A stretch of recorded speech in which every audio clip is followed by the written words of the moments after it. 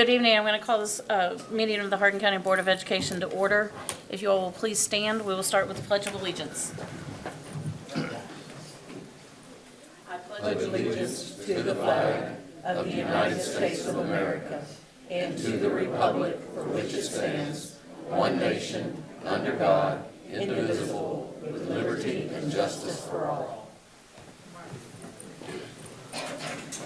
Thank you. And Mr. Flynn, do you have our board commitments? Yes. To improve our effectiveness, the Hardin County Schools Board of Education commits to keep children first, to listen, to be prepared, to be professional, to demonstrate financial stewardship, to represent the entire district and support district goals, and to support board decisions. Thank you. And I think we are going to be treated to a performance by the New Highland Elementary Bullpup Singers.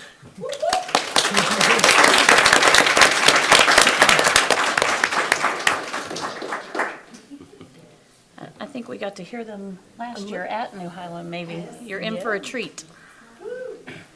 We can hear and see Two them. pieces that we're going to sing for you this evening. The first one is a bossa nova, Deck the Halls, and we have a solo group that lives in that song. Those singers are going to be Sarah Graff, Ava Curry, Ava Ramirez, and Kamaya Bryce. And then our second song is called Just One Candle, and our soloists for that piece are going to be Cambria Lena and Sarah Graff.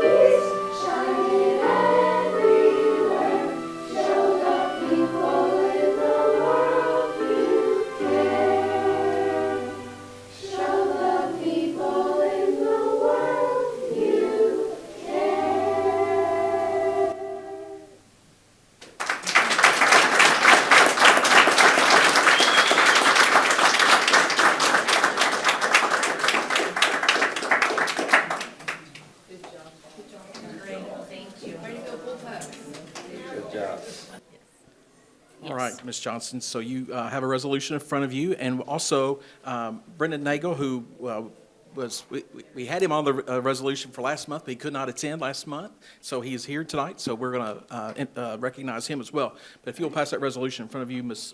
Johnson, we'll get started. I move that we pass the resolution as written. I'll second it. I have a motion and a second. All in favor, say aye. Aye. Opposed? Motion carries. All right, thank you, Ms. Johnson. So Brendan, come on up. Brendan Nagel, this young man is super fast. He slipped in, I didn't even see him. But no, Brendan is a John Hardin High School senior. Hard to believe he is a senior, but he finished second in the boys 5K at the KHSAA Class 2A State Cross Country Meet on October the 28th at the Horse Park. He and his teammates finished 8th in team competition. This young man is super fast and is going to do great things in life. Great young man.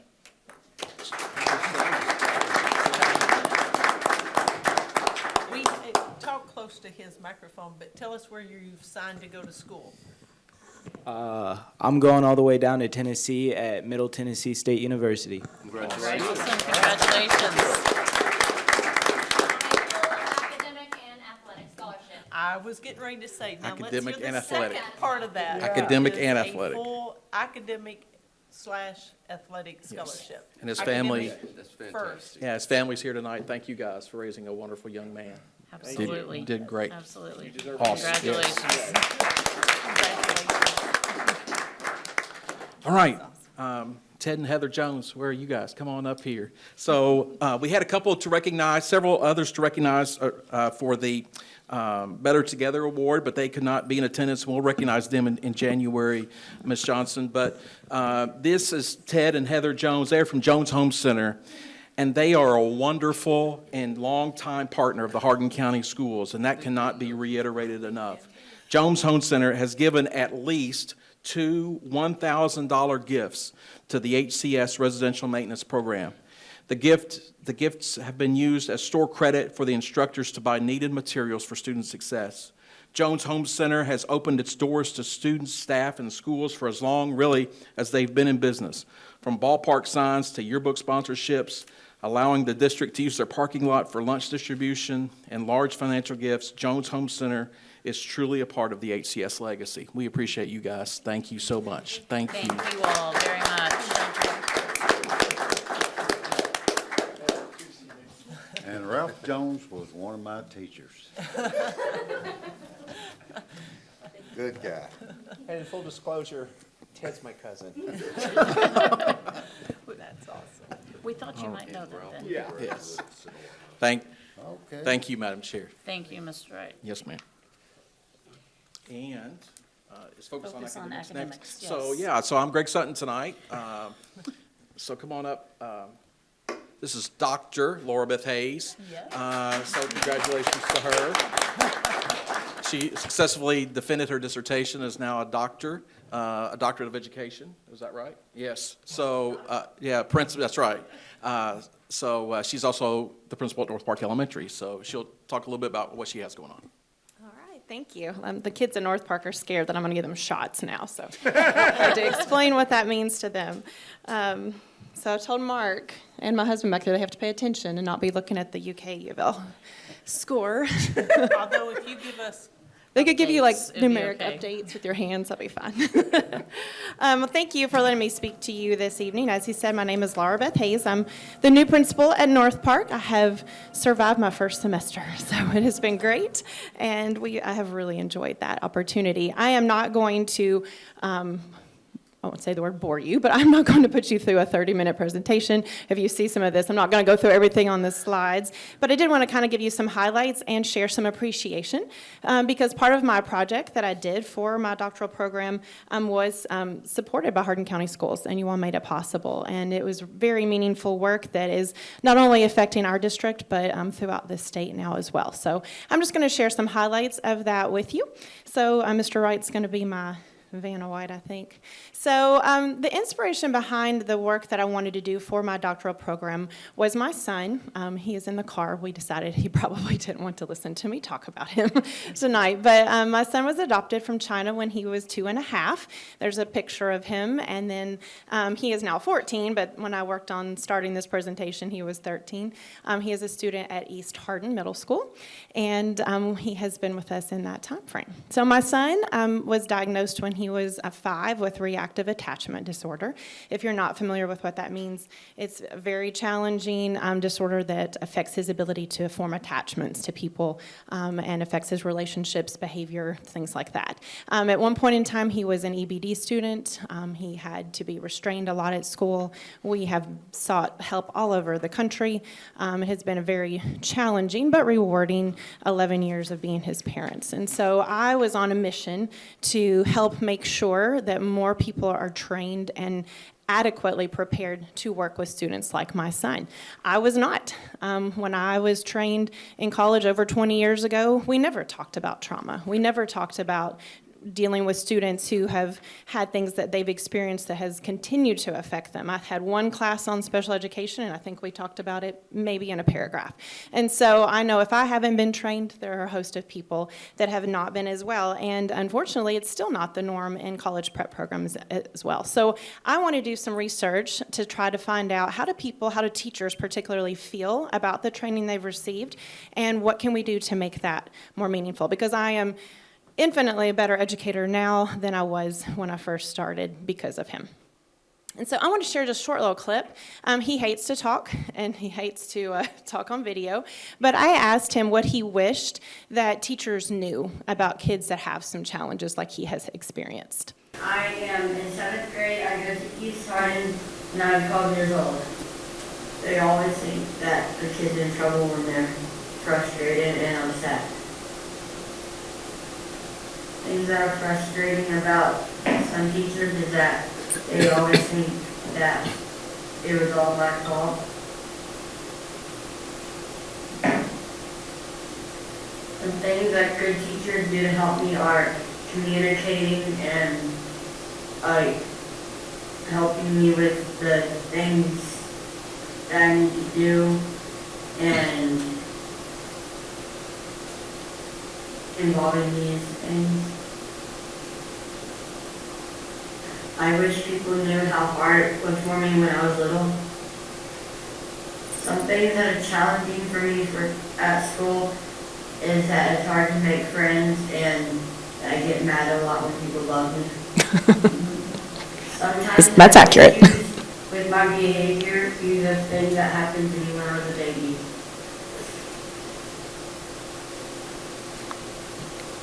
My advice for teachers is to get to know the students better and ask them what is wrong when they get upset.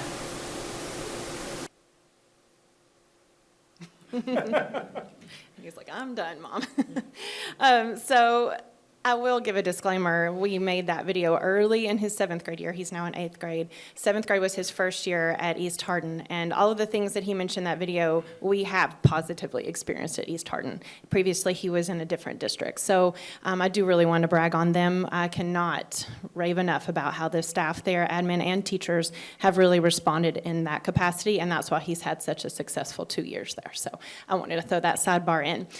But real quick, the process that I went through at Western was called improvement science. So that is the type of work that they have their doctoral candidates complete. And so improvement science is basically looking at, let's make small changes over a period of time and then evaluate those changes to see if we made progress toward a goal. And I love this quote because I think it's a great reminder that improvement does require change, but not all change is actually an improvement. And when we look at the progress, when I say we, I mean education systems collectively, the progress we've made with trauma-informed care is progress, but not everything we have done has been a real improvement. And we have a lot of work still to go. So that's what I'm going to kind of hit on tonight. So just so you know, I kind of looked at what we call a problem of practice. And the problem that I observed as a teacher and then as an assistant principal at Creekside was that teachers do not adequately know how to manage students affected by trauma. They can recognize it, they can appreciate, they can understand where students are coming from, but then they just don't necessarily know what to do. And so I looked at, well, what could be some of those potential barriers? And so we looked at some different things through research, trying to understand, and these were kind of 4 categories that you can see there that I chose to spend a lot of my time exploring. I'm not going to read it all to you. So out of that, as I started to research, I really wanted to know, well, what do real teachers in Hardin County, not just reports that I'm reading or research articles, what do real teachers, boots on the ground in Hardin County schools, how do they feel? So I asked different schools to send a cohort to work with me. I got permission from Ms. Morgan and different people. I know Ms. Wyatt was very heavily involved in helping me with that as well. And basically, I got them together the first time just to give them a survey, just to say, like, how do you feel about your trauma-informed training? How do you feel about working with students with challenging behaviors and trauma backgrounds? How does it affect your daily life? What is your attitude toward these students? So I had 24 initially start. Some had some different medical things come up. So I had 20 that stuck with me throughout the course of the entire school year. And we kind of went through this process together. So we kind of brainstormed up front, like what did we think were potential barriers for students or for teachers working with students affected by trauma. And the research says that sometimes it's the 4 things you see here. Maybe it's the attitudes of the staff or a lack of resources, a lack of training, and then just lack of teacher efficacy. They just don't feel confident in working with these challenging students. And so I wanted to, in my first round of study with them, I wanted just to figure out, well, what are the barriers here, and how do teachers in Hardin County feel? So you can go on to the next slide, Mr. Wright. And those are just the demographics of the people that were in this study. And so we kind of worked through together. Like I said, I started with Ms. Morgan, got permission to have this group and work with them all year. We had a survey, and then we did an intervention that we worked on together. Then we did a second intervention, and then we reflected and then applied it to some others throughout the whole district.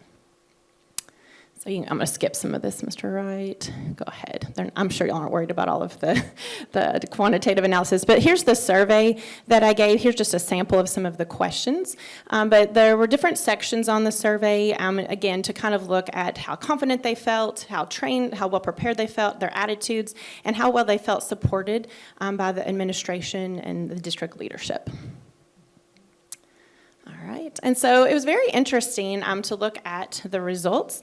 Contrary to what some research shows, most people in the study, the majority of them felt very supported by their administration, and most of them felt very supported by the district. Where they felt that they had struggles, if you look at the areas with the red, those would be things like being able to control the disruptive students, keeping them from ruining a lesson or affecting other children, knowing how to respond to defiant students, knowing how to calm them or how to shift a dysregulated child and help them to calm on their own. And then there were also a lot that kind of explained that they felt they struggled to build a relationship with these students.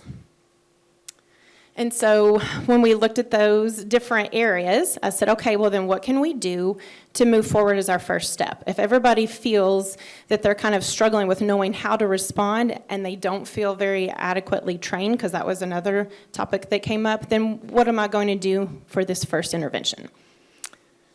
So again, we determined leadership really was not a concern. If you look at those numbers there, I mean, 85% of them felt very supported by their administration.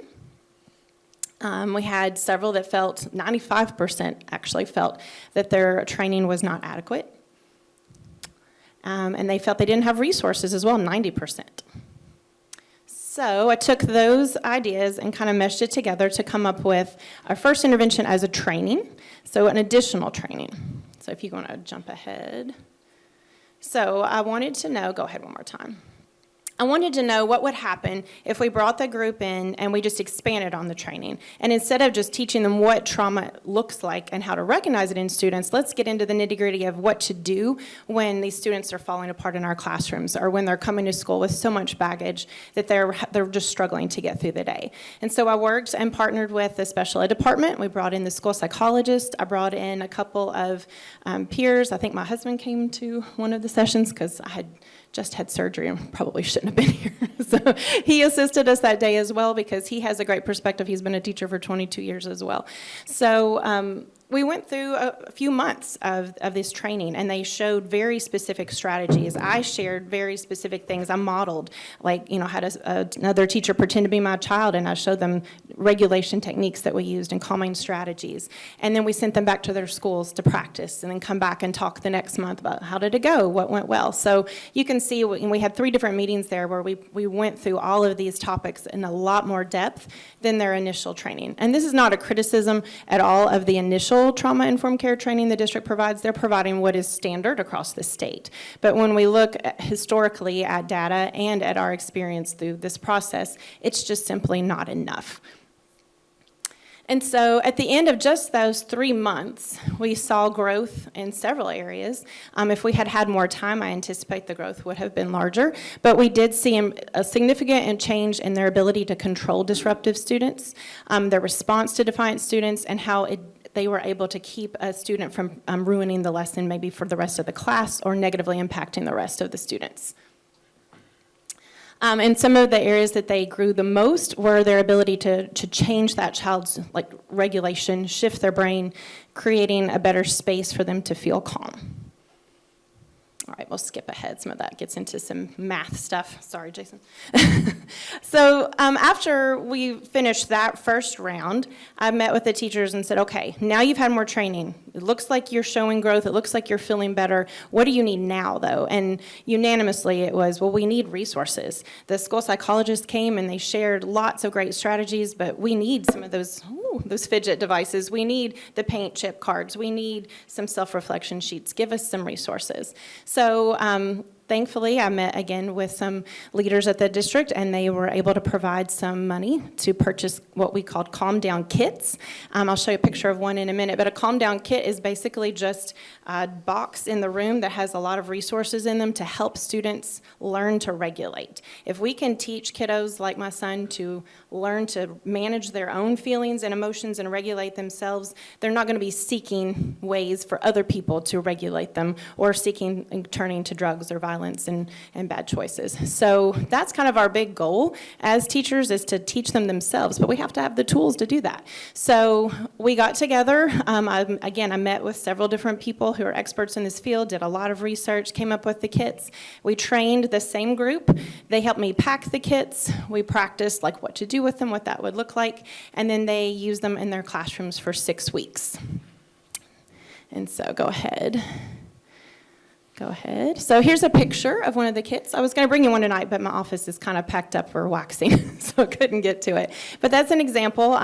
Each teacher got one of these kits, but then they also received enough kits to take back to their teammates at their schools. So it was kind of a train-the-trainer model, that they would be able to use them, and then they would show their peers and encourage their peers to use them. And then there's some reflection sheets you'll see there as well. And we implemented these at Creekside. I was at Creekside at the time. And then I had teachers, they kept emailing me, and I had some other administrators calling, hey, can we get some of those kits too? So we kind of started some conversations with Ms. White even then about, okay, how could we expand this? And I'll share that in a minute. So go ahead. So I surveyed them again in May at the end of this second intervention of using these kits for 6 weeks. Keep going. That's the hard data there. But here's what really came out of it. 60% of the staff surveyed said they saw an improved environment in their classroom, that they saw their kids asking to use the kits, going to use the kits, other children using them, other kids going with other children and saying, hey, let's go over here together and calm down. Go ahead to the next one. We saw 65% improvement in what the teachers referred to as a student focus, which was basically a reduced disruption in the class. Some results as far as feedback included teachers felt that they needed maybe different types of check-in sheets. They wanted more textures included in the kit, and then they wanted more time and means to be able to give students instruction. So they said, man, if we had started this in August, we could have, taught, like, this is our classroom community, here's how we're going to use them. So, doing it as a 6-week intervention obviously wasn't going to get the most bang for our buck, but those were some reflections that came out of those surveys. So the conclusions that we came to from all of the research, from writing my 290-page dissertation and going through a year of working with teachers in Hardin County, is that teachers need more than just training on policies and more than awareness, and they've got to know what to do and how to respond. We need more learning on evidence-based practices so that teachers can really boost their confidence. Again, as I said, I did not feel adequately prepared, and I feel that I'm a pretty motivated individual and try to seek out, lots of things to better educate myself, and it was still a struggle for me. The practices were not enough. Teachers also needed those resources. They needed things in their hand that they could use, and the Calm Down Kits proved to be a successful tool to help them in that capacity. And the Calm Down Kits could really support adaptive change. The biggest piece that I took away from this as a leader is that we have a lot of work to do what is called adaptive change in our schools. I can stand in front of my staff all day and say, we should be trauma-informed, we should approach students from this perspective. But if I'm not shifting their mindset about how they're approaching, it's not going to last, because they're going to do things in front of me and then shut their door and do something different. I have to really go in and change that whole perspective. And that's where we have a lot of work to do in the whole state and in our country. We still, even in the survey that I gave, we still have a lot of teachers that really think that these students, or this population of students, should just be moved elsewhere, or they should be in a special ed class all day long and not disrupting their students, or they should be receiving, more intensive care. And maybe they should in some circumstances, but it's also our responsibility to connect with them and love them, because a lot of them, that's the fundamental thing that they need the most.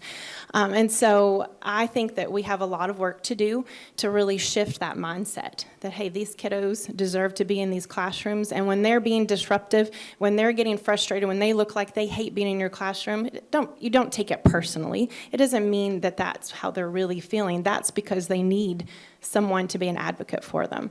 And so using the kits was a chance to kind of have some of that adaptive change creeping into the schools, because I got a lot of feedback from people saying, hey, I saw my teammate using this and it was really working. Can you come talk to our school about it? Or what would you suggest? I've had, well, I'll get into it in just a second, but I've had a lot of people throughout the area asking people are hungry for more information. We'll skip on the limitations on this study. Obviously, next steps, if I had had more time, we could have done a bigger study, more teachers, or lots of things that I would have done differently. But I think we got a lot of great information from it.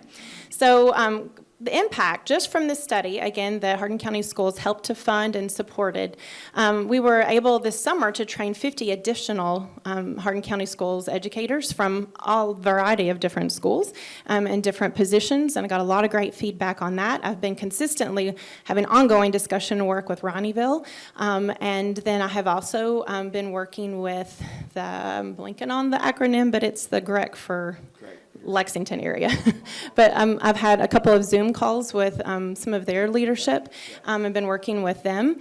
I have presented Ed Camp and trained principals from all over the state. I'm teaching a class for Western next semester, and they're in the process of writing a grant to try to get a class just on trauma-informed care for pre-service educators at Western. That is a huge need, because the teachers we're bringing in are not prepared. And then there's the whole discussion of our Option 6 teachers and others that have not had a formal traditional training that definitely need more. So we're just having a lot of conversation, which is very exciting. And so there are a lot of next steps that I would like to see happen. I think that we've opened the door to some good topics and good discussion. I've seen a lot of impact even at North Park.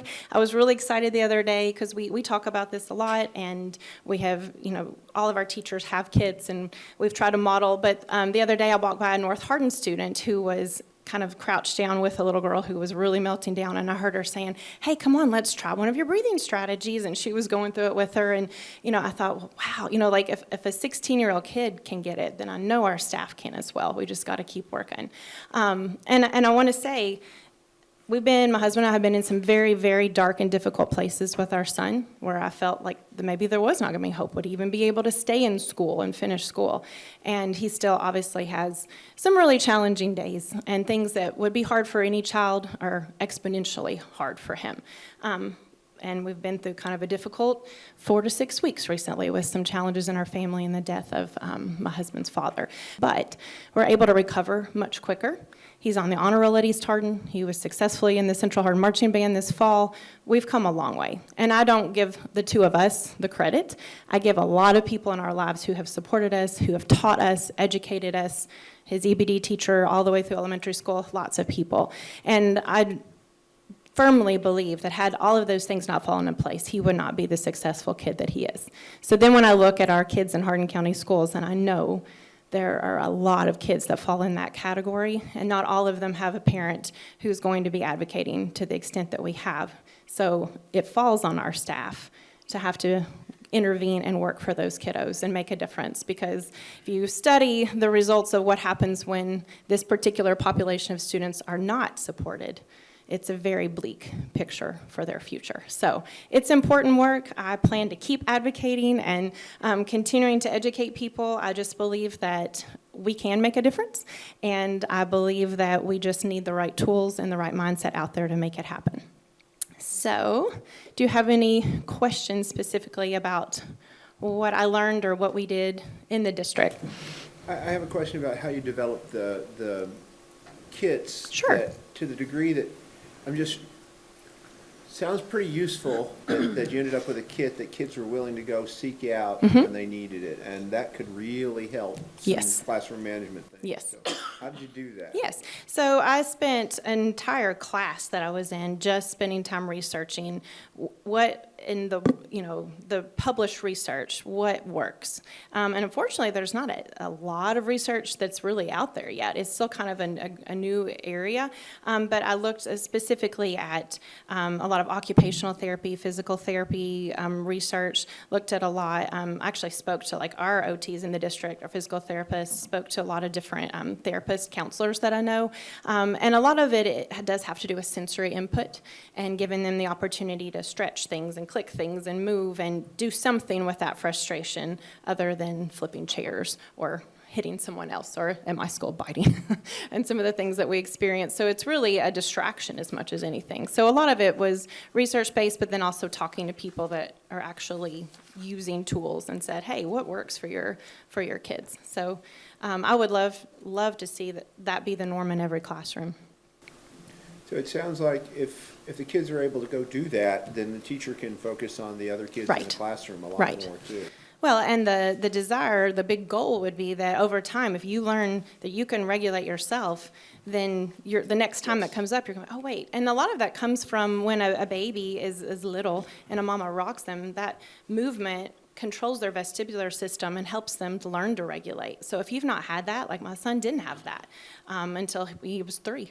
And so he didn't learn how to regulate. So then if somebody cuts in front of him in line in kindergarten, he's going to lose his mind because he has no idea how to handle that frustration. So a lot of it is just giving our kids what they never received, and it just looks a little bit different. Thanks. You're welcome. All right. Thank you, Jason. All right, thank you all so much, and I appreciated the support throughout the whole process. It was wonderful. So, thank you very much. Thank you. Really interesting. All right, Dr. Hayes is amazing. Is she not? Awesome. Absolutely. Leif Tab. Yeah, Leif Tab is our Director of Instructional Technology, and he's going to give our departmental update this evening. Tough act to follow there. I wish I could have gone first. Can I request that next time? Yeah. Technology department update for this year. Just want to kind of shout out to my team there. Got Lori Love is our clerk. She handles a lot of our E-rate paperwork. She handles all of our purchase orders using KETS funds across the district at all our schools. She getting quotes for people. She has a lot on her plate. She does a great job for us. We have 3 network administrators. Wayne Simpson is a new one for us. Tim Calvert and Michael Arnold. Have an AV tech, Kevin Montgomery. He takes care of all of our cameras across the district, which we have 1,200 of. He installs access control for our doors. He takes care of intercoms in our buildings. A lot of stuff falls on his plate. Lucky to have him.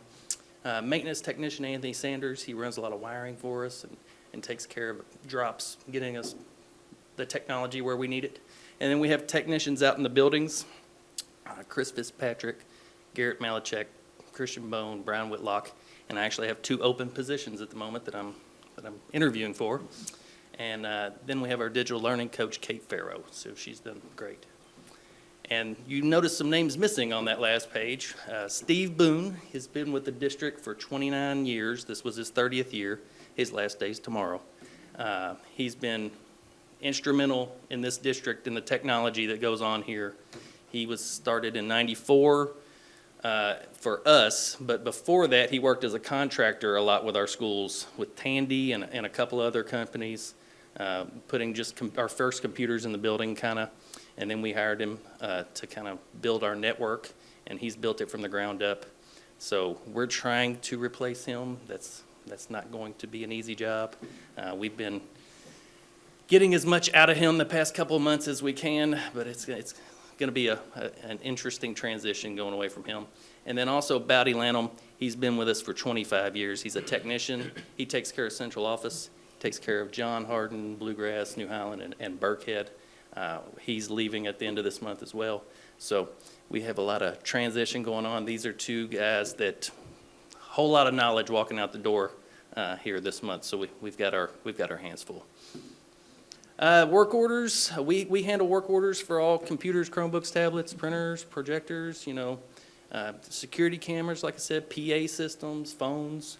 And so far this year, we've handled 4,300 of those across the district. Which that's, when I was looking at last year's numbers about this time, it's a little bit down. So that was kind of surprised by that. We had about 5,000 about this time last year. So it's interesting how it ebbs and flows. So after over the past couple of years, we've had a 1-to-1 initiative for our Chromebooks for our students for grades 3 through 12. We started that at the beginning of kind of our COVID times. We used ESSER funds from the government for that, and then emergency connectivity funds, which is from the FCC. We got a big chunk from them to take care of Chromebooks in the district. So those were all temporary funds, and I've worked with Finance Department and Ms. Morgan, and we've kind of come up with a plan to continue those Chromebooks going forward. Chromebooks, they're great devices, but they're not built. They're cheap. They're $300 devices, so you're getting a cheap device. They don't last the test of time and the test of middle schoolers typically. That's where we have our most work orders on Chromebooks from, middle school. So we're trying to get 5 years out of them. That's our goal, is try to get 5 years out of these devices. So we have a plan in place going forward to replace 1/5 of our inventory every year to kind of keep that rolling. So we have that in place. Also with Chromebooks, like I said, they get broken a lot. Things happen to them. They fall off desks. There's some odd things that happen to them that come into our office. I won't go into it here, but so to take care of that, a lot of times with broken devices, we have parts we need to use. So we need that centrally located. The techs really can't have parts at all of our schools. So what they do, they fix what they can at the buildings. If they can't fix it there, they send it to our office. And what we've done is hire student workers, part-time student workers. This is our 3rd year doing it this way, where they come to us in the afternoon and work a couple hours from EC3, their IT pathway. We take seniors in the IT pathway. We pay them $10 an hour to come in and fix Chromebooks. And so far this year, they've fixed 1,044. It is a huge benefit for us. It's great experience for those kids. It's just been a great experience. If we didn't get them next year, we would have a problem. I mean, they've been great, and the kids we've worked with have been, it's been a great experience all around. So I hope we get to continue that going forward. And we've recently completed some big projects. Another one of our ESSER projects was interactive panels in our classrooms. We moved away from projectors. Projectors have a lot of costs with them, bulbs and taking care of all that, filters. We moved to interactive panels, that's the new thing. We've got all those installed. We finished that project up this summer. We also used some ESSER funds to replace some aging phone systems. So now everybody's on the same phone system. Should last us a good long while. Let's see, I think we finished that up back in the spring. There was about 8 to 10 schools we had to finish up with that. And then we rewired some of our buildings to get them up to standard.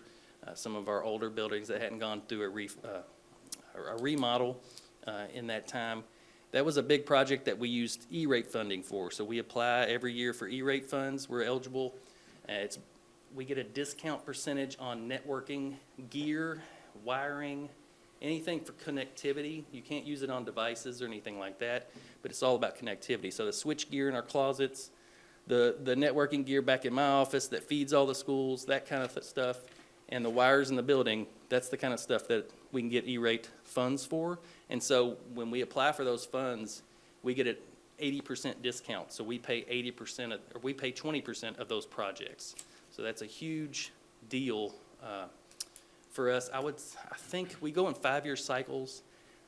It's about a 5-year budget of about $3 million is what we are approved for. So we pay 20% of that over 5 years. That's kind of how we get some of our networking gear. So we've got a couple years left in the current cycle that we're working on. And so going forward in those currents in that cycle, we're wanting to upgrade our wireless access points. That's kind of our next big project. That's what I'm going to be applying for this year. Can't do that all in 1 year. That's a huge project. So I'm trying to break that up over 3 years. So over the next 3 years, that's kind of our big thing to do, is get new wireless up to the next kind of standard that's out there. And then our Chromebook replacement cycle that I talked about earlier. That's another big thing that takes a lot of time and manpower to do that, to refresh those Chromebooks every summer. So that's all I have. Any questions?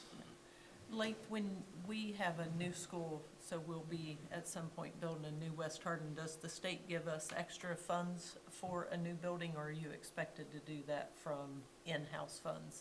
Yeah, we don't get any extra technology funds for that. Of course not. Yeah. How are the technology funds set? How are the technology funds set? How are they set? So we get some KETS, what's called KETS funding from the state. It's their E-rate. It's their E-rate reimbursement for what they pay for our internet pipe, basically. So they get their 80% discount. They take that 80% and they disperse it to the districts by enrollment.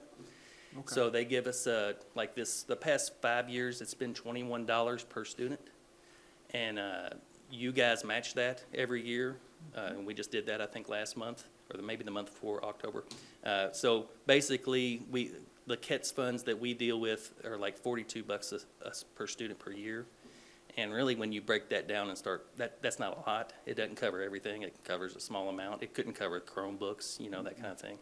So we give some of the money to the schools to use for their, technology needs at the school. We keep a chunk of it in my office to pay for our 20% of the networking gear and that kind of stuff, and things that aren't eligible. There's not everything eligible as E-rate or KETS. So that's how, and we do it by enrollment too. I disperse it to the schools by enrollment. Okay. All right. Thank you all. Thank you very much. Awesome.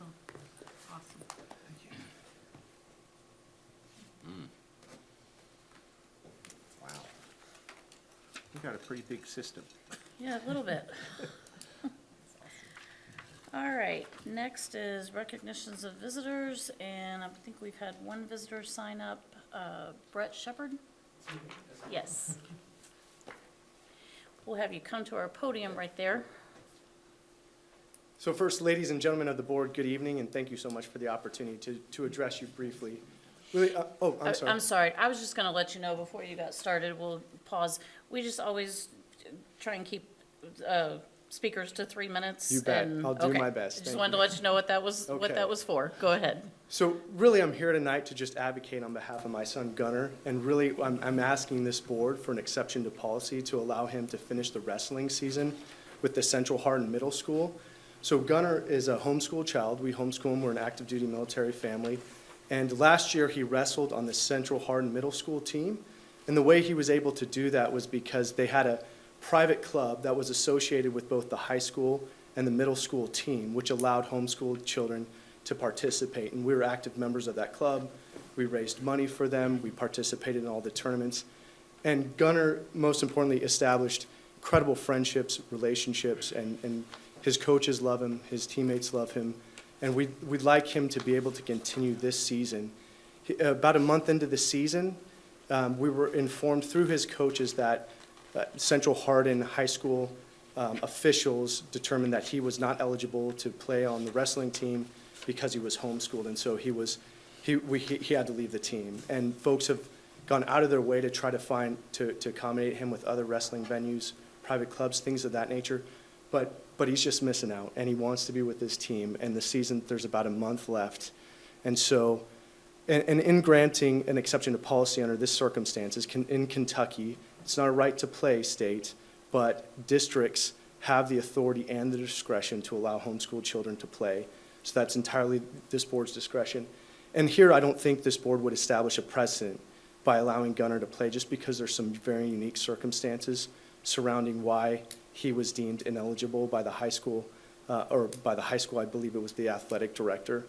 And then so finally, the circumstances under which that club was disbanded or disallowed, I believe this board has already doing a deep dive into the facts and circumstances surrounding that. But I think it's important that individuals at your level have visibility on what occurred there.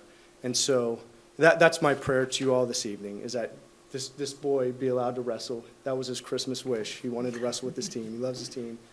And then finally, just in terms of the homeschool kids and being able to participate in public school athletics, 20 states in our union, homeschool kids have the right to play. Kentucky is not like that. And so just in the future, if there's ever legislative proposals submitted by a state representative, or if there's other military families in a similar position, I would just ask that you pause and consider whether or not we should allow these kids to play. And my wife has prepared a letter which is much more eloquent than anything I could say at this podium. And so I'm going to sit down because my time is over, but I would just ask that you read the letter that she's prepared for you. And again, the high school team season, or the middle school team season, is almost over. And I would just ask by the new year a decision one way or the other. But and I thank you so much for your time. Absolutely, thank you. Thank you. I think he forgot to mention that we've been here previously, about 10 years ago. We're property owners.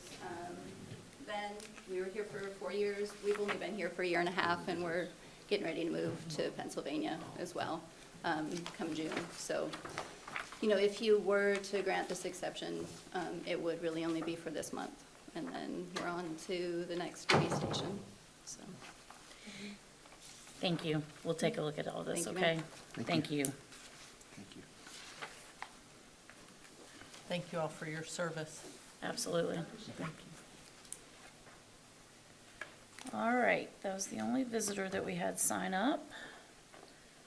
And construction updates, we heard from both Alliance and JRA at our noon meeting.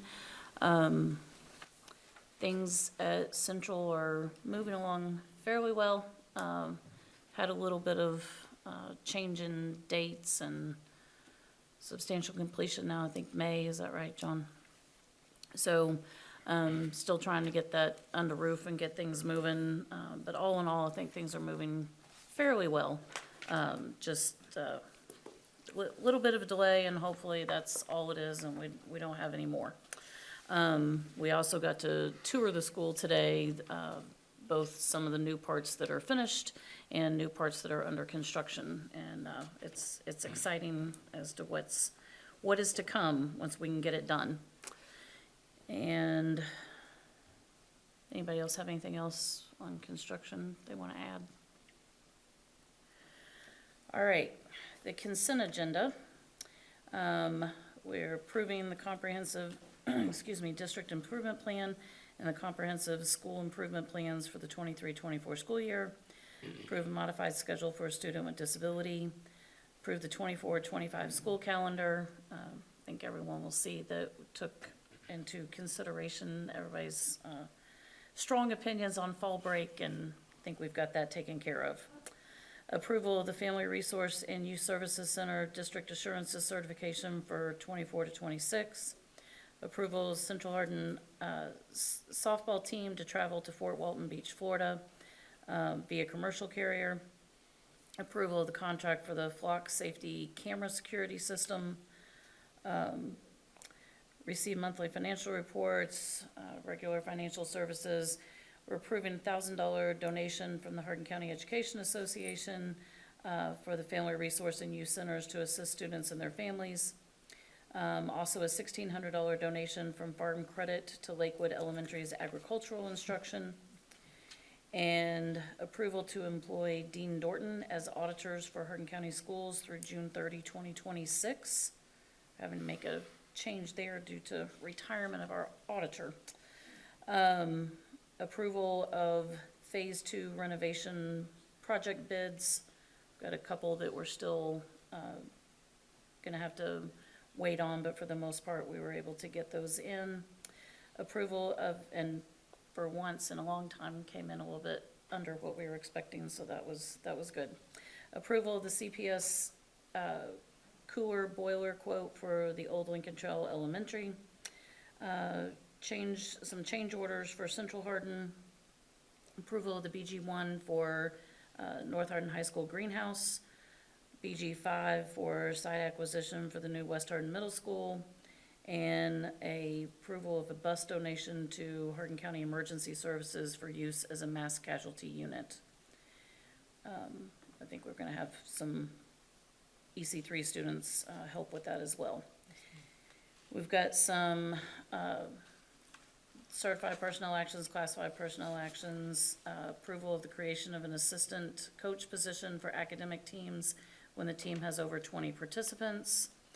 Approval of the change to the Director of Buildings and Grounds position from 261 days, 8 hours per day, to 240 days, 7.5 hours per day. And we received SBDM minutes and board minutes. Also received a copy of the changes to board procedures. And that's it on the consent agenda. Does anybody have anything they want to discuss, take out? Madam Chair, I'll move that we adopt the consent agenda. Second. I have a motion and a second. All in favor, please signify by saying aye. Aye. Aye. Opposed? Motion carries. We do have a few action items tonight. The first is to approve the date and time and location for the January 2024 regular lunch and evening board meetings. We'll approve for the rest of the year on the January, or at the January board meeting, but we need to get that set for now. And that is for January 18th, the lunch meeting to be at Meadowview Elementary, and then on January 18th, 6 o'clock, the regular evening meeting here at Central Office. Madam Secretary, so moved. I'll second that. I have a motion and a second. All in favor, say aye. Aye. Opposed? Motion carries. Then we have an approval to obtain the Bryant Law Center to represent Hardin County Schools in social media litigation. This is something going on that is not going to be at any cost to the district, but that mainly we would just be supporting, and then if there's any recovery from, we would be in place to receive that. I will move that we approve to enter into the agreement with the Bryant Law Center and to participate in the social media litigation that they are currently representing other school districts in, understanding that it has no we have no obligation financially or otherwise as a result of this contract. Second. I have a motion and a second. Any other discussion? All in favor say aye. Aye. Opposed? Motion carries. And the last one is approval of a pilot agreement with Blue Oval. And pilot agreement is a payment in lieu of taxes based on the fact that they, through their various bonding and agreements with the state, are not paying other taxes. And so we have been working with an agreement with them to still pay money to the district in lieu of those taxes. And we are going to be experiencing a lot of growth, a lot of expenses in the district due to everything that Blue Oval is going to be bringing in. It's an exciting time, but it's also a big time with lots of decisions and lots of expenses. So we're thankful that we've been able to work something out so that they can help contribute to some of that. Yeah, and I think it's important for the record that people know that under this agreement, we're receiving the full amount that we would have received had it been on the regular tax rolls of Hardin County. So we are not giving up a dime by entering into this agreement. That's right. So, Madam Secretary, I move that the Hardin County Board of Education approve the agreement for payment in lieu of taxes between the Hardin County Board of Education and Blue Oval SK. And I'll second that. Yep. I have a motion and a second. Any other discussion? If not, all those in favor say aye. Aye. Opposed? Motion carries. I believe that's all our action items. Yes. If that was enough. Yeah.